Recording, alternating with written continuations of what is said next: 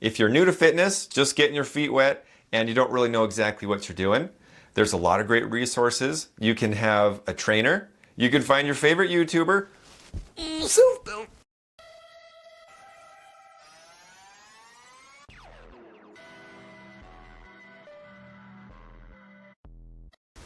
Welcome back to Self-Built and Happy New Year 2024. It is going to be a great year. I can tell already.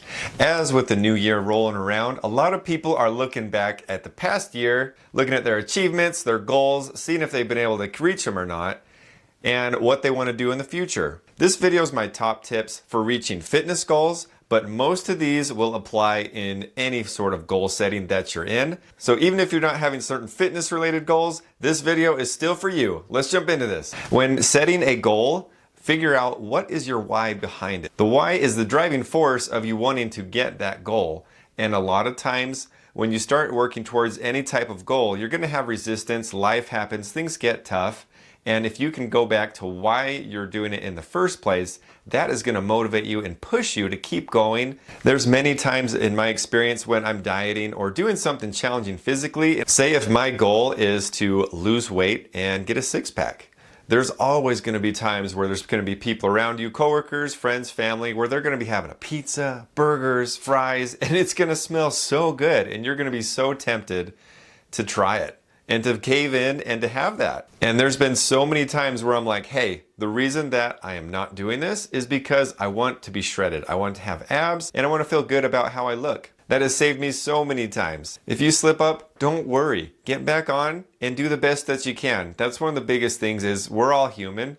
We're gonna slip and fall. Don't be so hard on yourself. Do the best that you can and get back at it. A great blueprint you can use for setting goals, it's an acronym called SMART, and you wanna make SMART goals. And it's not smart just to sound smart. It means specific, measurable, attainable, realistic, and timely. Now to quickly break this down, when you're specific about a certain goal, you know exactly what you're going for. If you're wishy-washy on something, you won't even know if you reach that goal. And if you don't know if you're making progress towards it, well, how are you going to be motivated to keep going in something that's vague in the beginning? You want it to be a measurable goal, because back to knowing if you're progressing or not, you need to know if you're heading the right direction or not. And once you start to make progress in that direction, that's going to help motivate you more and more into working hard and keeping your head down and working towards whatever goal it is that you're going for. Next is an achievable goal. You want your goals to stretch you, but you don't want to be like, okay, I haven't worked out in my life, but I want to look like Chris Bumstead in 90 days. And if I can't do that, then I'm a failure.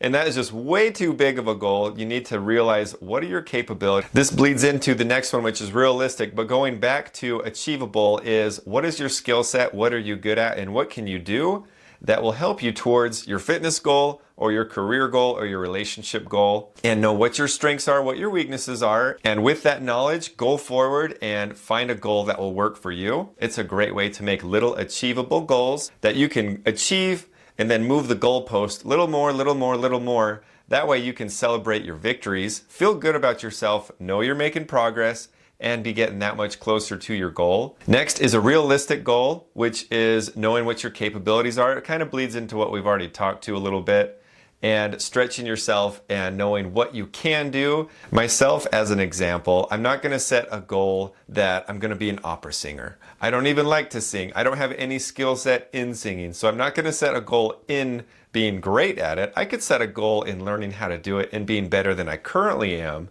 But I do know my abilities as far as now. I'm going to set a goal that I can achieve, and I know that I have the skill set to meet. That's not to say that if you have a limit, you're not good at something, then to not do it at all. This last year, I taught myself to crochet by watching YouTube videos. That's something that I've never done. I just wanted to see if I can do it, and I love to challenge myself. So by all means, don't put a limit on yourself, but know what you gravitate towards and what you enjoy. And the T on SMART goals is timely. Have some sort of deadline that is going to make you be motivated to know by this time you should be this far and you should be able to reach your goal. There's been many times where I'm at the gym and people are like, yeah, I'm going to do a show in a year. And then a year later I see them again. They're like, yeah, in a year. And they're really not sticking to that timeline. It's good to have shorter goals. You can of course have some that are way out there, but you want to have little ones in the beginning to keep you on track and hold you accountable to whatever it is that you want to do. For me this year, I want to be able to upload 300 videos to this channel, which is a lot. I mean, I've never done that many videos. Even right now, I've been doing this channel for a couple of years and I want to be able to do that all within 1 year. So I'm going to break it down. I'm going to say how many videos I want to do per week, per month. So that way I know I'm on track and it'll help me reach my goal. If you're new to fitness, just getting your feet wet and you don't really know exactly what you're doing, there's a lot of great resources. You can have a trainer. You can find your favorite YouTuber, or you can have a gym buddy, someone that's already worked out. They can kind of show you the ropes. You can really lean on their knowledge to get you towards your whatever goal that you have. And another great thing is they'll hold you accountable. There's plenty of days where I'm not feeling motivated, and if I'm working out with somebody, there's an energy exchange to where you're going to be doing so much better working out with somebody as opposed to yourself. When you go to a gym, there's tons of people working out. There's an energy there that you can draw on. And if you weren't feeling like working out before, but once you walk through the doors and you're feeling that and you're seeing that, it's going to make you so much more motivated to do that than as opposed if you're going to work out by yourself. Now, if you're working out at a home gym like me, there's still options. You can throw on a bodybuilding motivation video. You can watch more self-built videos. You can watch your favorite guy doing a workout and you can work out with them. There's a lot of great ways. Throw on your favorite music and just have fun with it. Going back to if you're brand new to working out, make sure you have some sort of workout schedule. How much time do you want to dedicate to your goal? Do you want to work out twice a week, 3 times a week, 5 times a week? Try to find an idea of that and how long you want your workouts to be. If you're just starting out, I would recommend probably 3 times a week because you're going to be really sore the first few times that you do this. You're going to need a little extra time to recover. And on those days that you're resting, you can do a little bit of extra cardio or something like that. I'm not going to dive too deep into what types of workouts you should do. If you would like me to go into that, definitely leave a comment below. But what I'll say is if you don't already know, find out which workouts that you like, which ones feel good for you, and that make you want to keep doing them more and more. You want to find a style of working out that you enjoy, whether that's bodybuilding, powerlifting, CrossFit, underwater basket weaving, whatever it is that you want to do. Find something that is fun for you. For me, I can be in the gym and I can work out 2.5 hours every day simply because I love it. I love to get that muscle-mind connection, the muscle pump, the sweat going on, and challenging myself.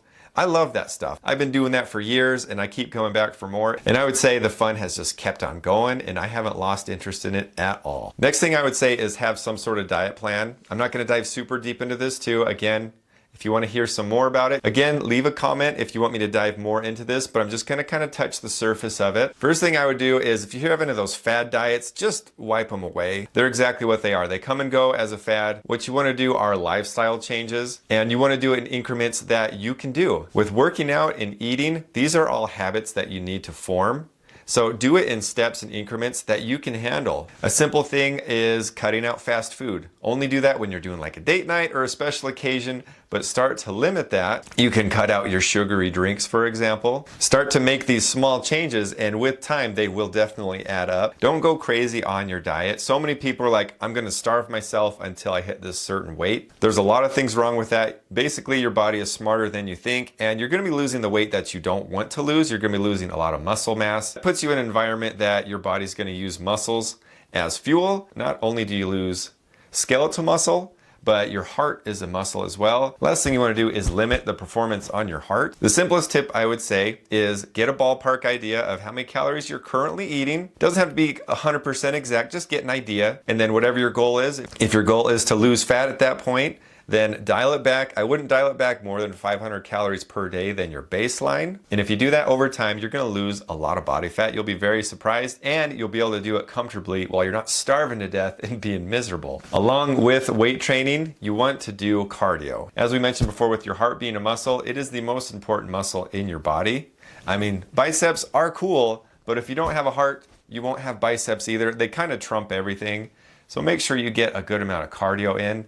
Not only is it good for the heart, it helps boost your metabolism, and when you're doing cardio and you're doing weight training or some kind of resistance training, doing those together is the best way to help your body be healthiest and get your fitness goal that you're going for. This might be an aspect for some people, and it comes along with mental health and coping mechanisms. Some people will turn to food if they're stressed or have anxiety, and it might be difficult, but look within and see what is causing you to make you want to do that. Is it a stressful job at work? Is it a relationship? Is it finances? Is it something that you can do that will make you want to stop using food as a crutch to help you feel better? There might be circumstances that you're not able to change right now, but also finding an outlet or a hobby that will help alleviate that. For me, lifting weights, going to the gym has been a huge benefit for me mentally. I'm able to de-stress, feel much happier, and feel so much more self-worth after I'm able to do a workout, get a new PR, and just feel glad that I did something. And hopefully you guys are able to find that through fitness too. And if that does work for you, that'll also help. And if you're able to find something like that that does help you, then that coping mechanism of looking for food as comfort, that should help and dissipate as well. I'm not a shrink or anything like that, but I can tell you that doing stuff like that will help. When you're taking care of your body, your mind and body, they are linked together pretty well. So if you're wanting to better one, it's a good idea to try to focus on bettering both, because they'll come together and just make it that much of a better experience and help change your life and make you happy. Something I love to tell people that are just starting their fitness journey is take pictures, take measurements, and weigh yourself. And then just put that away. As you're going to be doing your workouts, as the weeks go by, months go by, there'll be times where you're not as motivated. And when you have that starting point of where you started and how much progress you've had, it is amazing. There's so many transformation videos out on YouTube, Instagram, TikTok that are so inspirational, and you can have your own transformation story that will help keep pushing you and letting you know, hey, you have come this far. And you can keep on going. One of my last tips is find joy in your workouts. Find a style, a workout, an exercise that you enjoy, that you can maintain, along with food, which ones are good and that you can keep eating, and find recipes that you enjoy. Otherwise, it'll be quite challenging. A lot of people don't have that willpower. My last tip for you guys is make sure you're getting enough rest. A lot of people will think, oh, when you're in the gym, you're getting the pump, you're lifting those heavy weights, I'm growing. That's actually when you're tearing your body down.